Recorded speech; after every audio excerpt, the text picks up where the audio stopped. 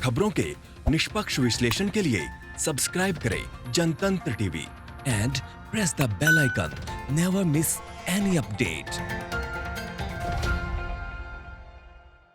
बड़ी खबर की ओर रुख करेंगे। यूपी उपचुनाव में 12 बजे तक 18.49% मतदान हुआ है।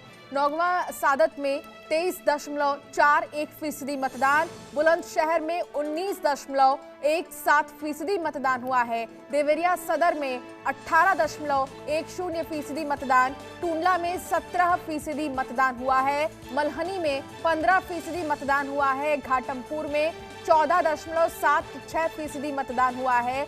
बांगरमऊ में 22.24% मतदान हुआ है। तो कुल मिलाकर उत्तर प्रदेश की अगर हम बात करें तो उत्तर प्रदेश में 12 बजे तक 18.49% मतदान हुआ है। घाटमपुर में 14.76% मतदान हुआ है। ओम पांडे हमारे संवाददाता हमारे साथ जुड़ गए हैं। ओम, क्या ताजा जानकारी मिल रही है? क्या अभी भी यही रफ्तार है मतदान की या फिर धीरे धीरे अभी इसकी रफ्तार बढ़ेगी? देखिए अंशिका, सबसे बड़ी बात यह है कि अगर हम वोट प्रतिशत की बात करें तो अभी जो है दिन के 12 बज चुके हैं और माना यह जा रहा है कि 12 बजने के साथ साथ अब लोगों की संख्या और बढ़ रही है। यानी इसका मतलब जो वोट प्रतिशत है वो और भी बढ़ेगा, क्योंकि अब लोगों ने जो भी घर के काम है वो निपटा दिए हैं। महिलाओं ने घर के काम सुबह वाले निपटा दिए हैं। लोगों ने खाना वाना खा लिया है। उसके बाद अब वो मतदान के लिए पहुंचना चाह रहे हैं। तो ऐसे में हम बात करते हैं, बता दें आपको कि अब जो है ये वोट प्रतिशत अगर की बात कही जाए तो वोट प्रतिशत जरूर ही बढ़ेगा और लोगों की जो संख्या है वो धीरे धीरे बढ़ रही है। यानी तापमान बढ़ रहा है तो वोट प्रतिशत भी लगातार बढ़ेगा। लोगों की संख्या लगातार हर बूथ पे देखने को मिल रही है।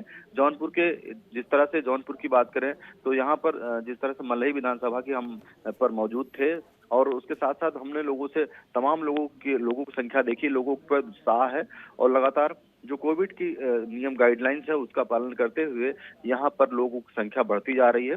ऐसी कई विधानसभाओं के बूथ पर हमने देखा है कि जनतंत्र टीवी गया था, उसमें देखा कि लगातार जो है यहाँ की संख्या, लोगों की मतदान की संख्या वो लगातार बढ़ रही है। बिल्कुल, लेकिन इन सब के बीच में कुछ जगहों से तस्वीरें भी सामने आ रही थी अभी ओम की बहिष्कार कर रहे हैं ग्रामीण चुनाव का। उनका ये कहना है कि कोई विकास कार्य ही नहीं हुआ है। ऐसे में उत्तर प्रदेश की क्या तस्वीर है? क्या कहीं पर बहिष्कार की बातें सामने आ रही हैं? देखिए ऐसा कई जगह से सुनने में जरूर आया है, लेकिन सबसे महत्वपूर्ण बात है कि अभी सूत्रा बिल्कुल साफ नहीं हो पाया कि कौन ऐसी जगह है जहां पर ये जरूर लोगों का साफ तौर से कहना है, क्योंकि इस बार का जो चुनाव है वो कहीं ना कहीं विकास के एजेंडे को लेकर के लोगों के बीच में है और विकास की बात लगातार उत्तर प्रदेश की सरकार कर रही है। ऐसे में जहां पर भी कुछ लोगों की समस्याएं हैं वहां पर लोगों का इस तरह से साफ तौर से कहना है कि यहाँ पर काम नहीं हुआ है। इस वजह से जो है ऐसी चीजें निकल के सामने आ रही है। लेकिन अगर हम ओवरऑल बात करते हैं तो लगातार जो वोटिंग प्रतिशत है वो बढ़ रहा है। उसके साथ साथ जो कहीं छुटपुट चीजें सामने जरूर आई हैं, लेकिन लगातार जो चीजें हैं मतदान की वो लगातार जारी है और लगातार जो लोग हैं वो अपना मताधिकार का प्रयोग कर रहे हैं। ओम, एक सवाल और है कि जो उत्तर प्रदेश के उपचुनाव हैं वो उत्तर प्रदेश के विधानसभा चुनाव का एक सेमीफाइनल की तरह के नजरिए से देखा जा रहा है और ऐसे में आपको क्या लग रहा है कि इस बार जो वोटर्स हैं, आप क्योंकि सुबह से ही मतदान केंद्र के पास मौजूद हैं, इनके क्या बड़े मुद्दे हैं? कोरोना काल में कई सारे मुद्दे इनके लिए अहम होंगे, लेकिन फिर भी कौन से ऐसे मुद्दे हैं जिनको ध्यान में रखते हुए एक वोटर मतदान केंद्र पहुंच रहा है और अपने मत का प्रयोग कर रहा है? देखिए सबसे महत्वपूर्ण सवाल इसी बात का है कि आखिर मुद्दे क्या है। मुद्दा सबसे महत्वपूर्ण ये है कि जिस तरह से कोरोना काल चल रहा है, मौजूदा हालात, कोरोना काल से सरकार निपटने की पूरी तरह तत्पर चल रही है। लेकिन सबसे बात यह है कि जिस तरह से विकास की बात करें, शिक्षा की बात करें, सुधार की बात करें, यानी रोड मैप की जो तमाम सुविधाओं की बात वो द्वारा की गई है सरकार से, कुछ ऐसे भी लोग हैं जो खुश भी हैं लगातार और कुछ ऐसे भी लोग हैं जिसमें जो शायद नाखुश दिख रहे हैं। तो अब ऐसे में इसका प्रतिशत निकाल पाना संभव नहीं होगा। लेकिन जिस तरह से हम ये बात करें कि बहुत सारे लोग ऐसे हैं जो लगातार ये कह रहे हैं कि हमें इस कोरोना काल में जो चीजें, रोटी कपड़ा मकान की जो चीजें जरूरत होती हैं, सरकार लगातार हमारे साथ खड़ी है, लगातार हमें वो तमाम चीजों को मुहैया करा रही है। उसके साथ साथ उत्तर प्रदेश की सरकार के साथ उत्तर प्रदेश केंद्र सरकार की भी लगातार ऐसे लोग बड़ाई करते नजर आए। लेकिन एक पक्ष ये है तो दूसरा पक्ष साफ तौर से इस बात को कह रहा है कि कोरोना काल में वो जो सुविधाएं मिलनी चाहिए वो ऐसी सुविधाएं नहीं मिली हैं। लेकिन सबसे जो और महत्वपूर्ण है वो ये है कि जैसा आपने कहा कि विपक्ष इस बात को जरूर कह रहा है कि ये सेमीफाइनल है। अब ऐसे में साख की अगर बात करें तो कहीं ना कहीं 2022 का दोनों चुनाव कह रहे हैं विपक्षी और सत्ता पक्ष के लिए भी एक बहुत बड़ी चुनौती है। ओम, बहुत बहुत शुक्रिया तमाम बातचीत के लिए। हमारे साथ दीपक जुड़ गए हैं, हमारे संवाददाता फिरोजाबाद से। दीपक, फिरोजाबाद की क्या तस्वीर है? बहिष्कार किया जा रहा है चुनाव का कुछ जगहों पर और साथ ही उनका ये भी कहना है कि कोई विकास कार्य ही नहीं हुआ है, तो ऐसे में ग्रामीणों की क्या मांग है अब? अंशिका, मैं बता दूं कि जैसा कि 2017 में विधानसभा चुनाव हुए थे, जिसमें 3 साल लगभग एसपी सिंह बघेल यहाँ से विधायक रहे टूला विधानसभा क्षेत्र से, और उसके बाद ये लोकसभा जो है जाने के बाद तब से लेकर आज तक की स्थिति ये बनी हुई है कि टूला विधानसभा क्षेत्र में कोई भी न तो विधायक जब समय पे एसपी सिंह बघेल रहे वो, और ना ही अन्य कोई प्रतिनिधि इन क्षेत्रों में पहुंचा, गाँव में पहुंचा, ना ही तब से कोई विकास कार्य हो पाया इन गाँव में। मतलब एक तरीके से ये कह सकते हैं कि ये मतलब अछूते रहे हैं विकास कार्यों से। तो जिसके चलते कुछ ग्रामीण क्षेत्र तो ऐसे हैं कि अपनी बात को वो दबा के बैठे हुए हैं, लेकिन कोई गांव ऐसे हैं कि अब वो निकल करके आ रहे हैं, जिसके चलते ये बहिष्कार हो रहा है। अब 6 गांव ऐसे निकल के आए हैं टूला विधानसभा क्षेत्र में जहां पर लोग बहिष्कार कर रहे हैं, और जिनका मेन बिल्कुल लगातार तस्वीरें भी हम दर्शकों को दिखा रहे थे कि किस तरीके से बहिष्कार किया जा रहा है चुनाव का। पंकज हमारे साथ, हमारे संवाददाता जुड़ गए हैं उन्नाव से, उनसे बातचीत कर लेते हैं। पंकज, क्या है उन्नाव की तस्वीर ताजा? वहां पर ग्रामीणों का मूड कैसा नजर आ रहा है आपको? सुबह से ही मतदान केंद्र पर आप मौजूद हैं, रफ्तार कैसी है वोटिंग की? जी, बता दूं आपको कि अगर रफ्तार की बात की जाए तो 11 बजे तक जो चुनाव यहाँ पे है तो वो करीब 22% मतदान हो चुका है। वहीं अगर ग्रामीणों की बात की जाए तो यहाँ फतेहपुर 84 ब्लॉक का एक गांव है बूचा गाढ़ा, जहां पर मतदाताओं ने बहिष्कार कर दिया है।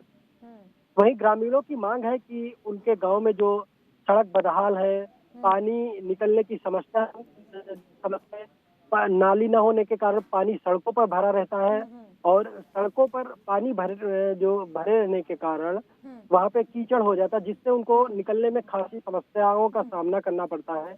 ऐसे में उन्होंने जो वहाँ पे अधिकारी उनको मनाने पहुंचे हैं, उनसे ग्रामीण साफ तौर पर कह रहे हैं कि कई बार ऐसी भी बातें ग्रामीणों की तरफ से सामने आती हैं कि जो तमाम विधायक नेता परेता होते हैं वो वीआईपी सीट्स पर ज्यादा ध्यान देते हैं, और ऐसे में उन्नाव के जो ग्रामीण क्षेत्र है, अति ग्रामीण क्षेत्र, जो पिछड़े क्षेत्र हैं, जहां तक डिजिटल भी साधन नहीं है, तो वहां के लोगों का क्या कहना है? उनका क्या कुछ मूड है? क्या वो पक्ष में है सरकार के कि हाँ काम सही से हुआ है, विकास कार्य हुए हैं, या फिर उनकी नाराजगी दिखाई दे रही है? क्योंकि आप सुबह से ही मतदान केंद्र पर मौजूद होंगे और आपको समझ में आ रहा होगा कि आखिर वोटरों का मूड क्या है, इनके फैक्टर क्या है इस बार उपचुनाव में वोट डालने के समय, क्या सोचकर वोट डाल रहे हैं?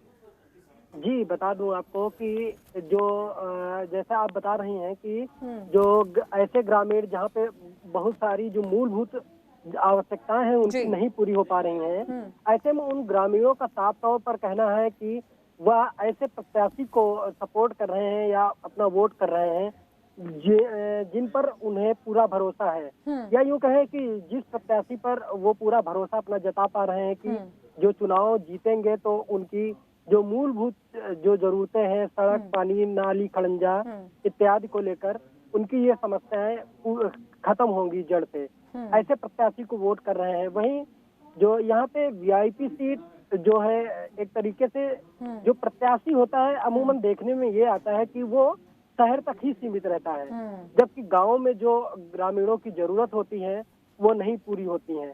ग्रामीणों के पास प्रत्याशी तभी जाता है जब चुनाव का समय होता है, तभी वोट मांगने जाता है, और वोट मांगने के बाद जब वो जीत जाता है। पंकज, उन्नाव एक ऐसी जगह है जहां पर कानून व्यवस्था को लेकर भी कई बार सवाल उठाए गए हैं, तो ऐसे में जो विकास कार्य तो महत्वपूर्ण है ही, ये तो प्राथमिकता है ही, लेकिन कानून व्यवस्था को लेकर भी कुछ समय पहले हमने देखा था कि लोगों में नाराजगी देखी गई थी, तो ऐसे में क्या बदलाव चाहते हैं ग्रामीण?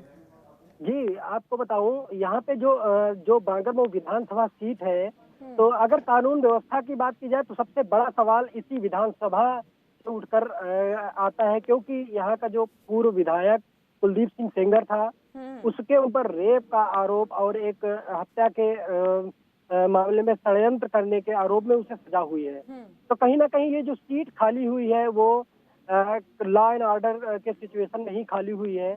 ऐसे में जो ग्रामीणों का यहाँ पे रुख है, उनका साफ तौर पर कहना है कि वह ऐसी सरकार चाहते हैं, ऐसा प्रत्याशी चाहते हैं जो उनके सुख दुख में भागीदार बने और उनकी समस्याओं का निराकरण करे। जी बहुत बहुत शुक्रिया पंकज, इस तमाम जानकारी के लिए और तमाम बातचीत के लिए। तो आपको बता दें कि उत्तर प्रदेश की अगर बात की जाए तो 12 बजे तक 18.49% मतदान हुआ है और ऐसे में कहा जा रहा है कि बांगरमऊ में 22.24% मतदान हुआ है, घाटमपुर में 14.76% मतदान हुआ है। लेकिन रफ्तार धीरे धीरे और भी ज्यादा तेज होगी समय रहते रहते।